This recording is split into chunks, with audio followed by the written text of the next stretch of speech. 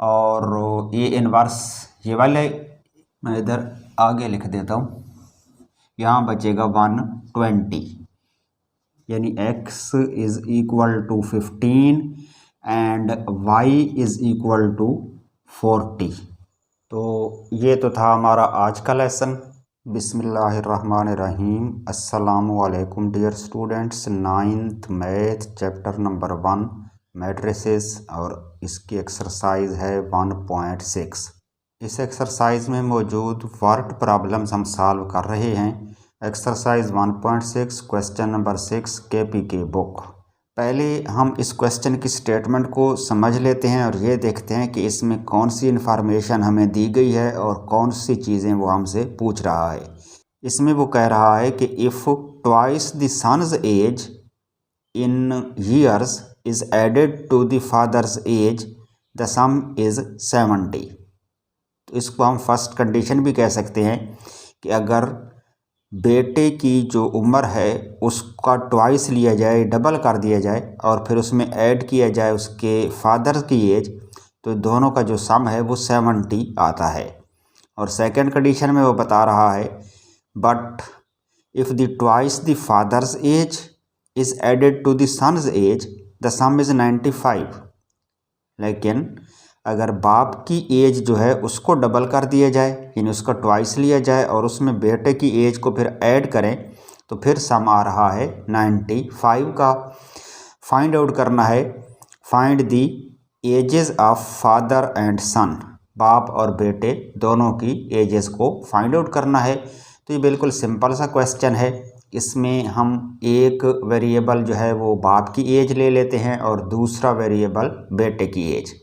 Late कर लेते हैं कि x जो है वो सन्स एज है और y फादर्स एज है, और फिर इन दोनों कंडीशंस को इस्तेमाल करते हुए हम दो इक्वेशन बना लेते हैं।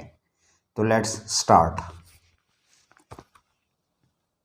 लेट कर लेते हैं सन्स एज,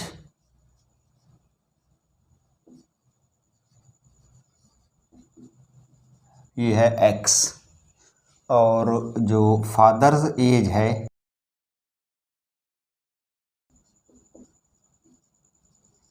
उसको ले लेते हैं y के इक्वल। तो अब दोनों जो अननोन क्वांटिटीज़ हैं, यानी बेटे की उम्र और बाप की उम्र, वो तो हमने अपनी तरफ से उनको ले लिया है कि बेटे की जो उम्र है वो x ईयर्स है, फादर्स एज y ईयर्स है। तो अब हमने बनानी है दो इक्वेशंस। तो उसके लिए चलते हैं फर्स्ट कंडीशन की तरफ। According to first condition, first condition ये है कि if twice the son's age, और सन्स एज हमने ली हुई है x ईयर्स, तो इसको ट्वाइस कर दें। ट्वाइस का मतलब डबल, यानी 2x हो जाएगा।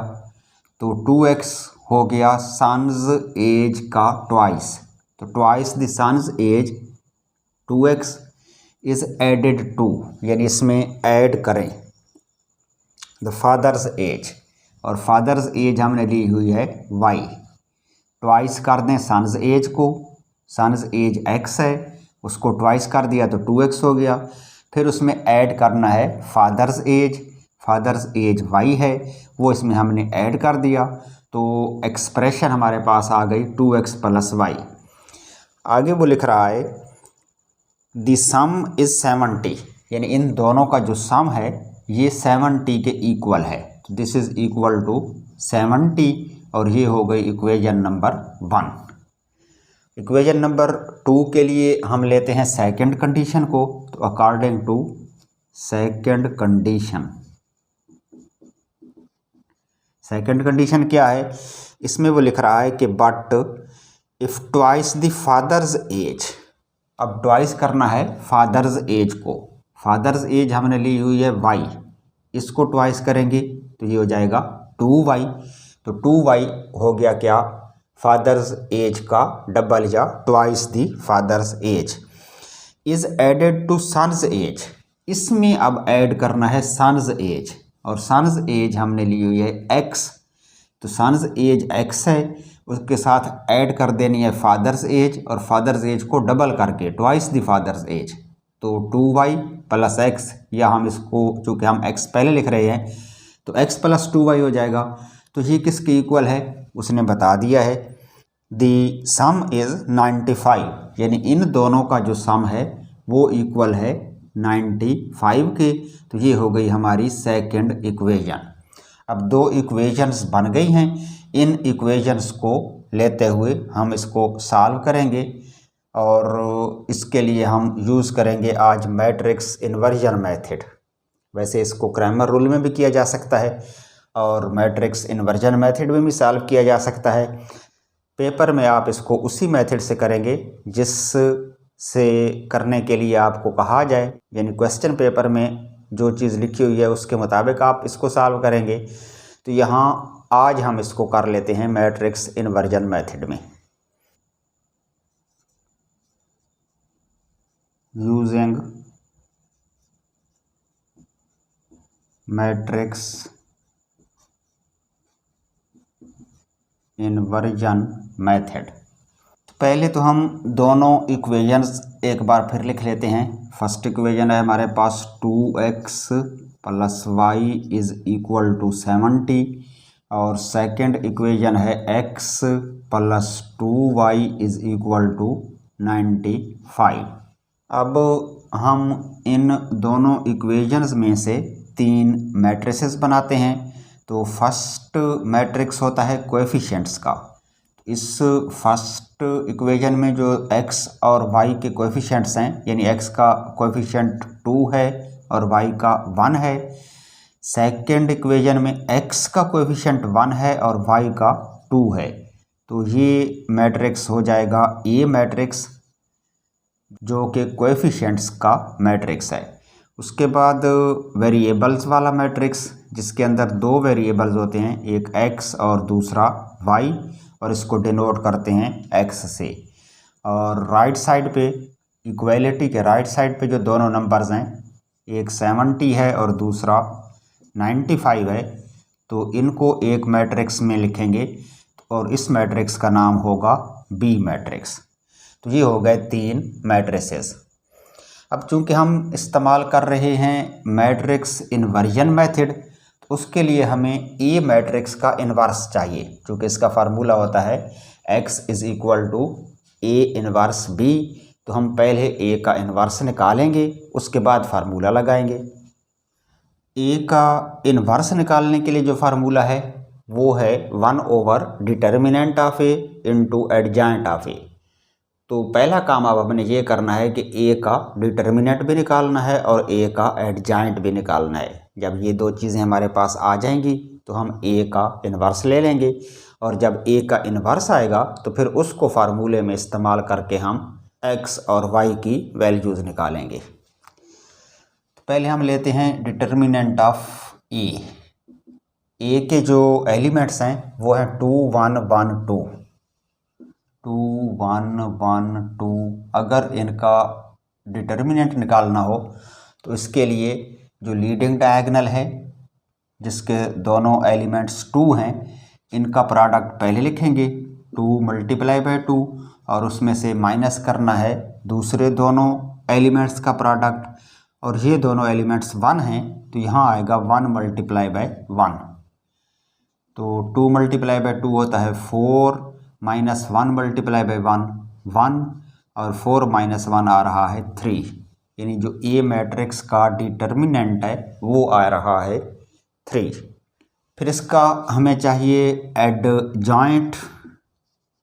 तो एडजॉइंट ऑफ ए ये एक मैट्रिक्स होता है, और इस मैट्रिक्स में चेंज की जाती हैं प्लेसेस कौन से दो एलिमेंट्स की, जो लीडिंग डायगोनल में हैं। यानी ये जो दोनों एलिमेंट्स हैं इनकी जगह आपस में इंटरचेंज करनी है। ये जो 2 लिखा हुआ है 4th पोजीशन पे, इसको यहाँ से उठाना है और इधर रख देना है 1st पोजीशन पे। और ये वाला जो 2 1st पोजीशन पे है, इसको यहाँ से लेकर आप ले जाएंगे लास्ट पोजीशन पे या 4th पोजीशन पे। ये दोनों जिस तरह लिखे हुए थे एज इट इज़ मैंने नहीं लिखे, मैंने इनकी जगह चेंज करके लिखी है। इस चीज़ का ख्याल रखना है। दूसरे जो दो एलिमेंट्स हैं, ये वाला 1 और ये वाला 1, इनकी पोजीशन को चेंज नहीं करना, ये रहेंगे अपनी पोजीशन पे, यानी इधर भी 1 रहेगा और इधर भी 1 रहेगा। इनके चेंज करने हैं साइंस। तो ये वाला 1 यहाँ पर प्लस है, यहाँ पर इसको हम माइनस ले लेंगे, और जो इस तरफ 1 है ये भी प्लस है, तो यहाँ इसको भी माइनस लेंगे, यानी ये दोनों जो 1s हैं ये माइनस के हो जाएंगे, क्योंकि इनके हमने साइन चेंज करने हैं। तो ये जो नया मैट्रिक्स आ गया है ये कहलाता है एडजॉइंट ऑफ ए। हमने क्या चीज़ फाइंड आउट करनी है? Inverse, A inverse. तो उसके लिए फार्मूला क्या है? 1 over determinant of A into adjoint of A. Values put करें तो ए इनवर्स इक्वल हो जाएगा 1 ओवर ए डिटर्मिनेंट, और ए का जो डिटर्मिनेंट है वो हमने फाइंड आउट किया हुआ है 3, तो यहाँ लिखेंगे 3, और उसके बाद मैट्रिक्स आएगा एडजॉइंट ऑफ ए का, वो हमने यहाँ पर फाइंड आउट कर लिया है। तो इस मैट्रिक्स को लिख दें 2 -1 -1 2, तो ये सारी वैल्यू आ गई ए के इनवर्स की। अब हमने फाइंड आउट क्या करना है? हमने फाइंड आउट करना है एक्स मैट्रिक्स या एक्स और वाई की वैल्यूज़। तो उसके लिए जो फार्मूला है मैट्रिक्स इन्वर्जन मेथड में वो ये है कि एक्स इक्वल होता है ए इनवर्स बी के। तो फार्मूला यहाँ लिख लेते हैं, x is equal to A inverse B. इसमें वैल्यूज़ पुट करें, एक्स की जगह पर हम लिखेंगे वो मैट्रिक्स जो वेरिएबल्स वाला है, यानी ये वाला मैट्रिक्स, ये एक्स मैट्रिक्स है। तो इसमें एक एलिमेंट एक्स है, दूसरा वाई है, और इक्वलिटी की राइट साइड पे हमने लिखना है ए का इन्वर्स। ए इन्वर्स ये वाला एलिमेंट है, तो यहाँ आएगा 1/3 इंटू 2 -1 -1 2। ये सारी वैल्यू ए इनवर्स की है, और फिर इसको मल्टीप्लाई बी के साथ करना है, तो आगे बी मैट्रिक्स लिख देते हैं। बी मैट्रिक्स हम ये वाला लेंगे जिसके दो एलिमेंट हैं, एक 70 और दूसरा 95, 70 और 95, तो ये हो गया बी मैट्रिक्स।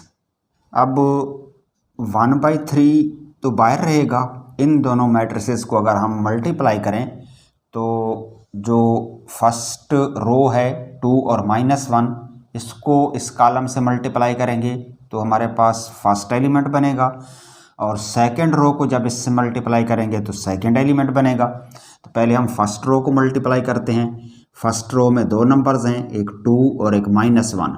तो 2 जो है वो 70 से मल्टीप्लाई होगा, और -1 आगे चला जाएगा 95 से मल्टीप्लाई होगा। तो 2 मल्टीप्लाई बाई 70, और इसमें ऐड करना है -1 और 95 का प्रोडक्ट, यानी -1 मल्टीप्लाई बाई 95। ये मल्टीप्लिकेशन या इसका जो प्रोडक्ट है वो ऐड होगा इन दोनों के प्रोडक्ट में। फिर सेकंड रो को जब इससे मल्टीप्लाई करेंगे तो सेकंड रो में फर्स्ट एलिमेंट है -1, तो -1 मल्टीप्लाई होगा फर्स्ट एलिमेंट 70 के साथ, और उसमें फिर ऐड करेंगे सेकंड एलिमेंट 2, और इसको मल्टीप्लाई करना है कॉलम का जो सेकंड एलिमेंट है 95 के साथ। इसको मज़ीद सिंप्लीफाई कर लेते हैं, तो ये होगा 1/3 into 70 multiply by 2, 7 2s are 14 और एक 0, 140 हो जाएगा।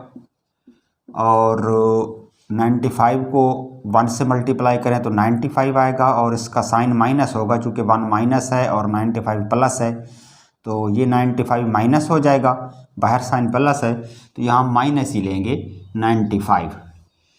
सेकंड रो में देखें 70 को मल्टीप्लाई करेंगे 1 से तो ये 70 रहेगा, साइन इसका माइनस हो जाएगा चूँकि 1 माइनस है, तो यहाँ -70, और फिर इसमें ऐड करना है 2 टाइम्स 95। 95 को 2 से मल्टीप्लाई करें तो ये बनेगा 190, यहाँ लिख दें 190। अब इनको ऐड कर लेते हैं।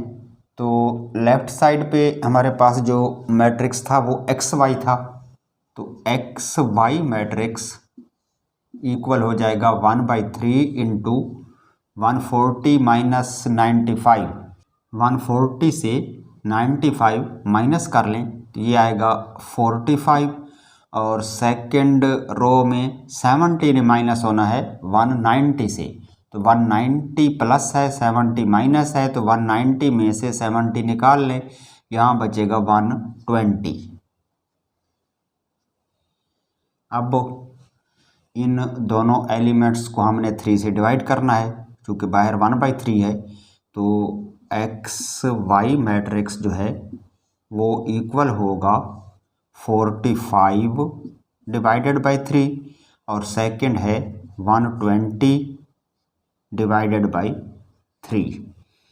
अब 3 के टेबल से इसको जब हम डिवाइड करेंगे तो इधर तो एक्स वाई रहेगा, 45 डिवाइडेड बाई 3 का टेबल 45 पे 15 टाइम्स, यानी 3 1 आर 3 और 3 15 आर 45, और जो सेकंड एलिमेंट है 3 का टेबल 12 पे जा रहा है 4 टाइम्स, तो ये 40 हो जाएगा, सेकंड एलिमेंट आएगा 40। तो अब चूंकि ये दोनों मैट्रिसेस इक्वल हैं तो इसका क्या मतलब है कि x इक्वल हो गया 15 के, यानी x is equal to 15 and y is equal to 40। और हमने लेट क्या किया हुआ था कि सन्स एज x थी, फादर्स एज y थी, तो अब हम लिख सकते हैं कि so son's age is equal to 15 years, और फादर्स एज फिर कितनी बनेगी, father's age will be 40 years, क्योंकि फादर्स एज जो है वो वाई की वैल्यू है और वाई की वैल्यू आ रही है 40, तो फादर्स की एज होगी 40 ईयर्स। अब ये दोनों नंबर जो हैं इन दोनों कंडीशंस को फुलफ़िल करते हैं कि सन्स एज अगर 15 ईयर है और 15 को डबल करें तो वो 30 होगी, और उसमें 40 ऐड कर दें जो फादर की एज है, तो 30 प्लस 40 70, और सेकंड कंडीशन में डबल करना है फादर्स एज को, फादर्स एज 40 ईयर्स है, उसको डबल करें तो 80 हो जाएगा, और 80 में सन्स एज जो कि 15 ईयर्स है वो ऐड करें तो सम उनका 95 आएगा। क्लियर? तो यहाँ से आप वेरीफाई भी कर सकते हैं कि आपका आंसर करेक्ट है या नहीं है। तो ये तो था हमारा आज का लेसन। आज हमने वर्ड प्रॉब्लम को लीनियर इक्वेशंस और मैट्रिसेस इस्तेमाल करते हुए सॉल्व किया है। अब इजाज़त दीजिए, खुदा हाफिज़।